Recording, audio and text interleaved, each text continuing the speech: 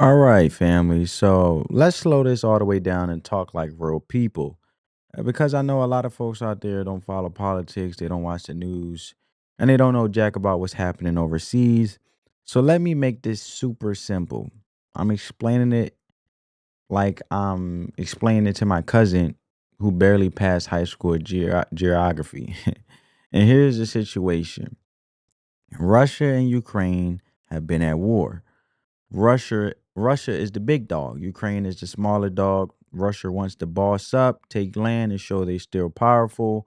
For years under Biden, the war just kept dragging on. People kept dying, and nothing really changed. And Biden basically stood on the sidelines, wagged his finger at Russia, and threw some sanctions their way, but it didn't stop Putin because Russia found a way to keep making money selling oil to countries like India and China.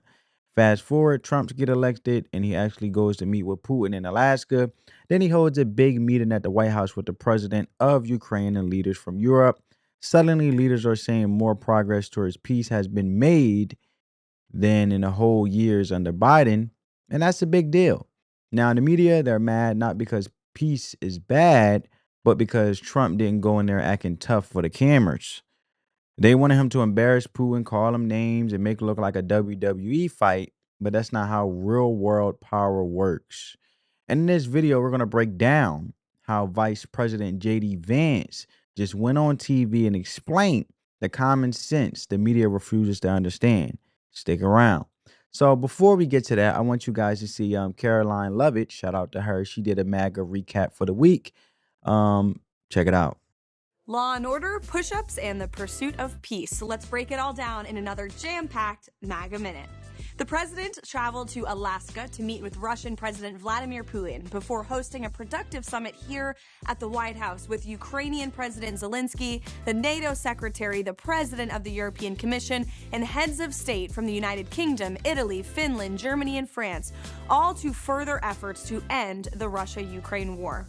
Foreign leaders have since remarked that more progress toward peace has been made in the last 2 weeks than in the past 3 years under Joe Biden. All we needed, clearly, was a new president.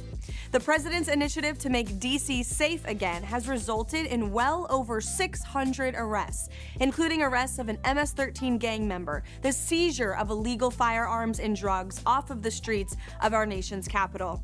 As a matter of fact, since President Trump began his crackdown on crime in D.C., all crime is down 9%, and violent crime is down 41% when compared to the 10 days before the president's executive actions. Additionally, carjackings are down 83%, robberies are down 58%, murders are down 50%, motor vehicle thefts are down 33%, and assaults with dangerous weapons are down 27%.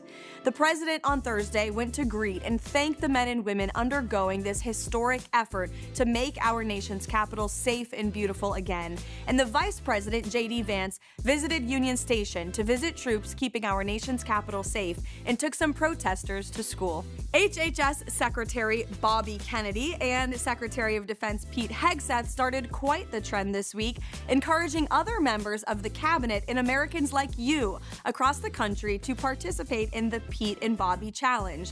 The challenge is 100 push-ups and 50 pull-ups in under 10 minutes. Can you do it? We want to see you try. And lastly, you should follow the White House on TikTok, where you will find... Love it. I love the marketing. I love how they are basically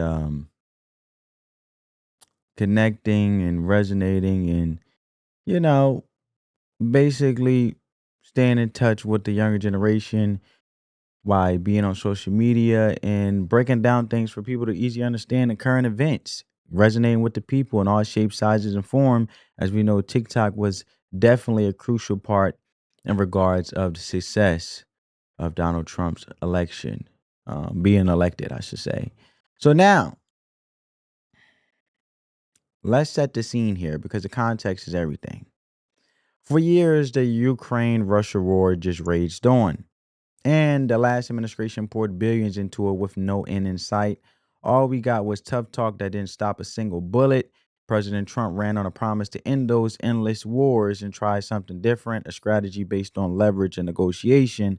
And that's what brings us to the NBC interview, which we'll get to in a minute. And the host walked in with her story already written. Putin is playing with Trump, and Trump isn't tough enough and trying to talk. It's just naive and dangerous. But she wasn't ready for JD Vance. And it's refreshing because for years we had Kamala Harris. Actually, I'll show Kamala Harris first.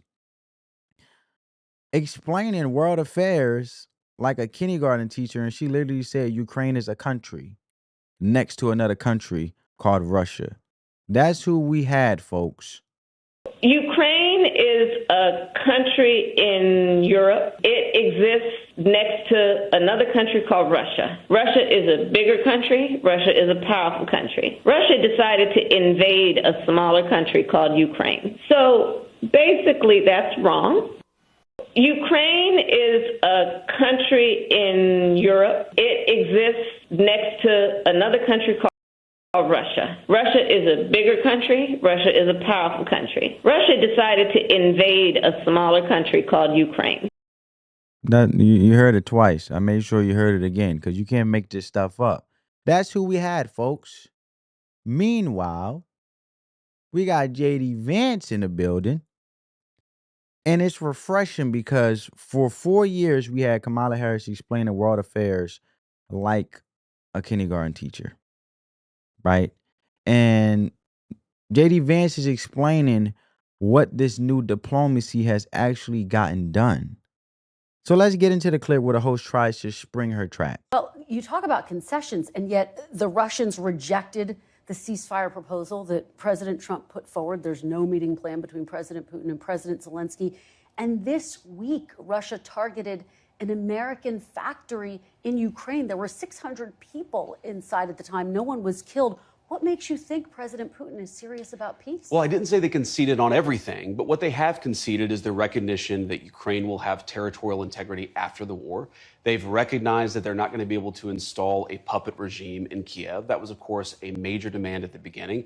And importantly, they've acknowledged that there is going to be some security guarantee to the territorial integrity of Ukraine. Again, have they made every concession? Of course they haven't. Should they have started the war? Of course they haven't. But we're making progress, Kristen. And what I admire about the president in this moment is he's not asking 3.5 years ago. He's not, trying to focus on every nitpicky detail of how this thing started 3.5 years ago. He's trying to focus on the nitpicky details of now, of what do the parties disagree on, what do they agree on, and how do you build a foundation from one side of that ledger to the other so that you can stop the killing. But was President Trump, were you? You see, family? You see. So, what I'm getting at is Kristen basically immediately tries to frame the whole conversation on her terms. She brings up something the Russian foreign minister said, trying to paint a picture of total failure. And this is a classic media trick. You start with a negative and you force your guests to spend the whole time playing defense. She's not asking if progress is happening. She's not starting from the idea that it isn't. And the question itself, are the Russians stringing President Trump along? That's a loaded question. It's a setup. And her whole question is built on the establishment worldview that you can only fight Russia, you can't negotiate. And they really believe that any attempt to talk is a sign of weakness. But even Bill Clinton understands this. Bill Clinton. Look, Mr. Putin he's very smart. Well, you know him better than most people. Yeah, I do. What was he like behind closed doors, away from, the sort of the public utterances? Smart and remarkably, we had a really good, blunt relationship. How blunt? Brutally blunt. Ever fisticuffs? No, but I think the right strategy most of the time is, but it's frustrating to people in your line of work. You should be brutally honest with people in private. And then if you want them to help you, try to avoid embarrassing them in public. Right. Now, sometimes they do things which make it impossible for you to keep quiet. But by and large, I found all the people I dealt with appreciated it if I told them the truth. How I honestly felt and what our interests were and what our objectives were. And they also appreciated it when I didn't kick them around in public for as long as I couldn't kick them around. So, that's my experience. And did Putin ever renege on a personal agreement he made to you? He did not. So behind closed doors, he could be trusted? He kept his word in all the deals we made. And even Bill Clinton understands this. And he literally said, basically, be blunt in private and respectful in public. That's just common sense. You're not going to scold your loved one. Let's say in a relationship, you're not going to scold your woman in public to humiliate her and embarrass her, to belittle her. You're going to be blunt in private and hold her accountable. But at the moment, you want to basically, when she is in public and she's being outlandish, you want to be neutral but redirect the situation, in which is you can talk to her in private and actually tell her the truth and how to handle things, because then she'll be more confident and you confiding in her and being more receptive of your advice, because you're not trying to belittle, you're just trying to set the example and be the example of how to handle things in a calm, collective way. And you treat others how you want to be treated, right? So you may want to, if your girl is being outlandish, set her aside, baby, come here, listen, just come over here real quick. Let me holler at you. And you say, you know what? That wasn't right. And you redirect it the right way it's supposed to go. You don't sit there and crash out, because the media, they want Trump to walk in and slap Putin across the face like it's a WWE SmackDown. That's not leadership. That's just stupidity, right? So, and you got to look how Trump is also handling this, because Trump kept a photo of Putin. And this is the thing of embracing, right? And respect, right? In public that I'm talking about. Our family here to enjoy this event. America welcomes the world. Yes. And I can really, from the collaboration that we have, testify for that, absolutely. And I was just sent a picture from somebody that wants to be there very badly. He's been very respectful of me and of our country, but not so respectful of others. But I'm going to sign this for him, but I was sent one, and I thought you'd all like to see it. That's a man named Vladimir Putin, who I believe will be coming, depending on what happens. He may be coming and he may not, depending on what happens. We have a lot of things happening over the next couple of weeks. But I thought it was a nice picture of him. Okay of me, but nice of him. So that was very nice that it was sent to me. Okay? And our family. So there you go. And what I'm trying to get to, family, is for years, and I want to get to the worldview first. The establishment worldview, their worldview is built on that you can only fight Russia, you can't negotiate, and they really believe that any attempt to talk is a sign of weakness. And for years, under the previous president, they had a guy who talked tough, and what happened? The war kept going. Now you have a president who says, I'm going to sit down with both sides and figure out how to stop the killing. And the media just loses its mind. And they're so brought into the story of permanent war, the idea of real peace, especially a peace deal made by Donald Trump, is something they just can't handle. Enraged when you learned that Russia targeted an American company based in Ukraine? I don't was like that not it, a slap Kristen. in the face I to the don't. peace I don't process? like it, Kristen. But this is a war, and this is why we want to stop the killing.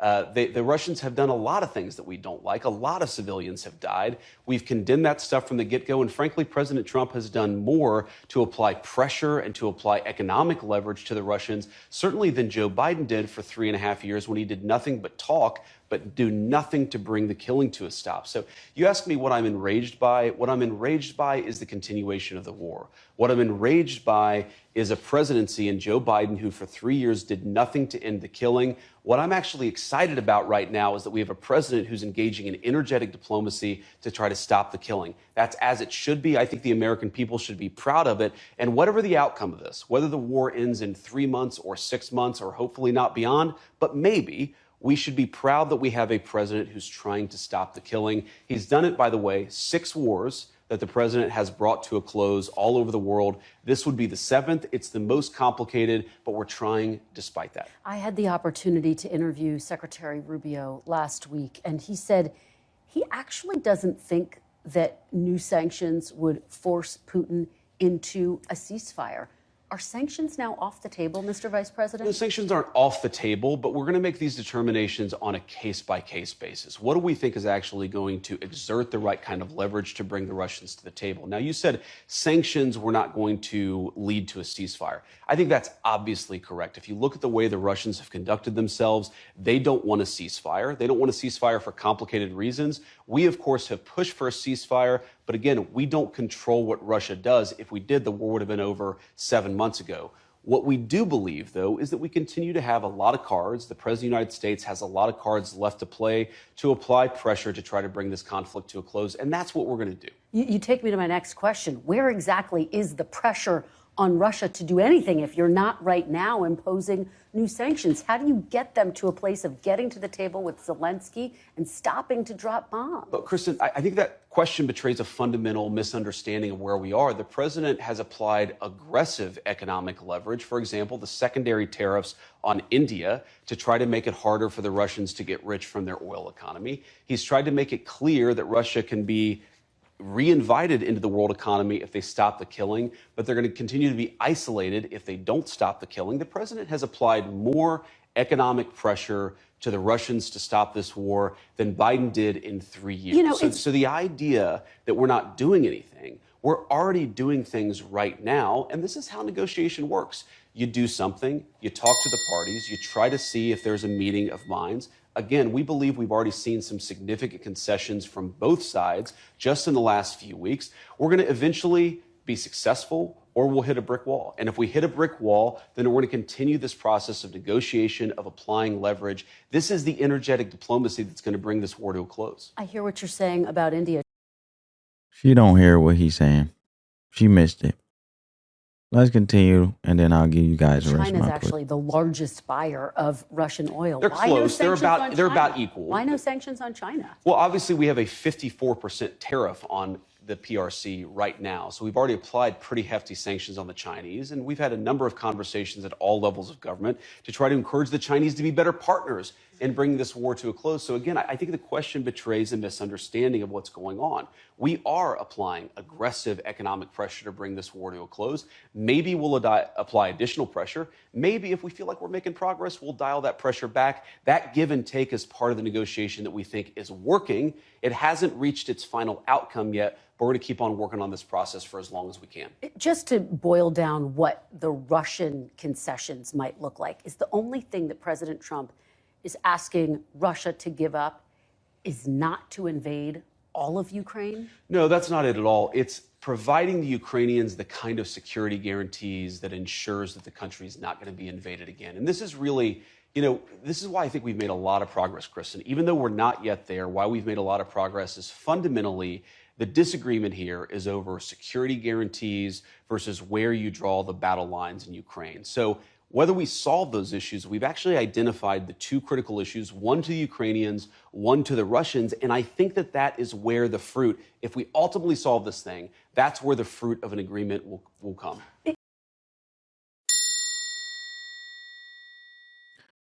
See, when I said they are so brought into the story of permanent war that the idea of real peace, especially a peace deal made by Donald Trump, is something they just can't handle. So when Christine Welker asks the question, she's not just asking, she's defending her entire worldview. And she is completely unprepared for the answer she gets because Vance don't just say no, he flips the whole table over. Because this right here is the art of the interview. This is where JD Vance brings in his administration version of the facts when it comes to the reality check on concessions. The facts, the facts the host was obviously not prepared for because he says that Russia is finally making small concessions, meaning they're starting to budge on some demands. Are they giving up everything? No. Is the war over? Not yet. But for the first time, there's actual movement. So let's break down the 2 points Vance makes because they are huge. First, he claims Russia has recognized they can't install a puppet government in Kyiv. And remember the start of this war, the goal by all accounts was to total control or total regime change, right? And according to Vance, the goal is now off the table in these secret talks that it's a massive shift. Second, Vance claims they conceded that Ukraine will have territorial integrity after the war. Now, the media will scream, but he didn't define the borders. Of course not. This is a delicate negotiation, but the principle is what's important. The starting point for talks, as Vance lays it out, is that Ukraine gets to exist as a sovereign country. Now, these are claims from the vice president about secret talks, but that's how diplomacy works. And the Trump administration's whole point is that this quiet, patient work is getting results that the old yell and scream method never did. So what Vance is doing here is giving the American people a peek behind the curtain, and he's directly fighting their narrative with his own information. And her story needs there to be zero progress. That's her story. And Vance argue there is progress. And that just pulls the rug right from under her argument. Because so after Vance drops this bombshell, because the host has to pivot and she goes to the next talking point, the idea that Trump isn't being tough enough. Well, this is where you see the real frustration of the DC elites because they are generally angry that President Trump refuses to try and bully Putin. And they wanted more of the Biden years, where the whole strategy was to sanction Russia and call Putin names, a strategy that didn't end the war. And Trump's approach is completely different. It's not about looking tough for the cameras, it's about getting things done. And you don't want to walk into a room with a guy who has nukes and try to clown him in public, bro. Because all that does is make him dig his heels in. That's like, for example, you asking somebody for a favor that you desperately need, but then you give an attitude. They're not gonna do nothing. Then you trying to disrespect them in public.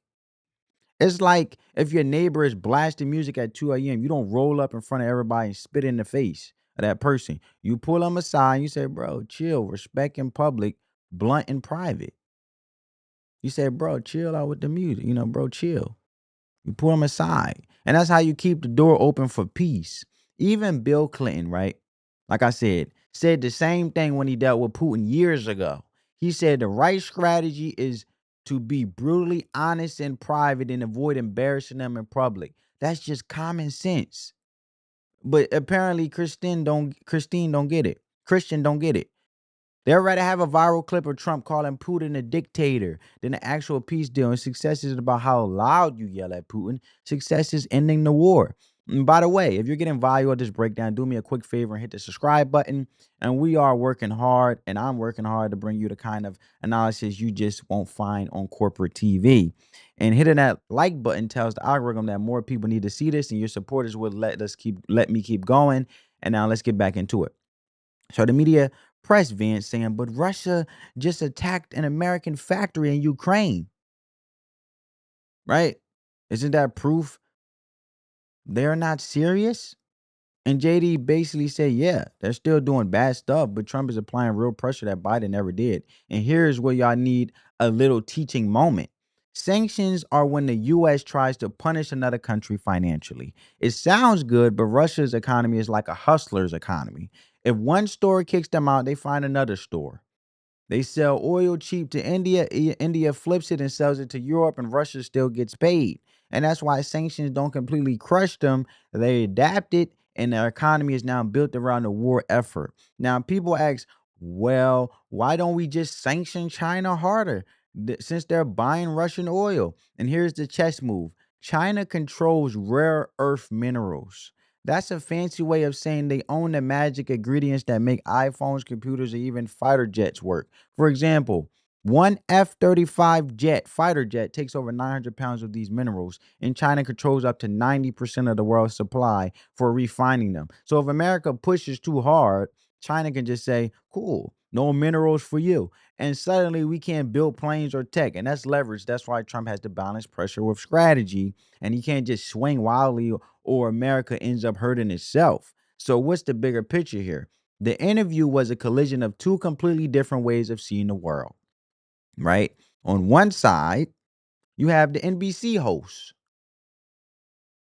representing the DC consensus that gave us endless wars. On the other side, you have JD Vance laying out the new Trump doctrine an American first realism. And this doctrine says our foreign policy should be judged by one thing. Is it good for the American people? It argues that diplomacy isn't weakness, it's a weapon, and you have to talk to your enemies. It believes in using the Americans' incredible economic power as leverage and not just a club. And Vance's answers were a masterclass in a new way of thinking. He was laser focused, stop killing and ending the war, and this is what adult leadership looks like, family. This is realism, you know? So here's the key takeaway: boiled down like baby food. Trump isn't being soft on Putin, he's being smart. Russia doesn't want a quick timeout ceasefire because their economy is now built for a long war. They only want a permanent deal when they get something solid, and Ukraine needs peace fast because if this drags on, Putin takes more land. Trump is being realistic. He knows Putin isn't giving back everything. So instead, he's negotiating for what's possible. Security guarantees so Ukraine isn't left defenseless. That's the only path to real peace. The media hates it because it doesn't look dramatic, but talking tough on camera doesn't end wars. Making deals does. So what did we really just see? We saw the representative of the American First Movement walk into the lion's den and tear apart their pre-written story. An NBC host came loaded with talking points. Trump is getting played, and we need to get tougher. Vice President JD Vance came armed with his version of the truth, and he calmly made that case that the strategy of energetic diplomacy is working. And he pointed out to what he called significant concessions from Russia, concessions that the media has somehow forgotten to mention. And the reality is their way failed. For years, they talked tough and the war got worse. The Trump administration is trying something different. The media's real fear is that it might actually work, proving their entire worldview is wrong, and that's the fear you saw on display. And the longer this war drags on, the more it helps Putin. So ironically, real pro-Putin position is to keep the war going. The anti-Putin position is push for peace now. That's the truth the media won't admit because peace doesn't sell ads. So what do y'all think? Is Trump the only one actually trying to end this war, or do you think the media just wants chaos? Drop a comment, smash the like button, subscribe, and share this video with somebody who still thinks diplomacy means yelling louder. And on that note, family, peace.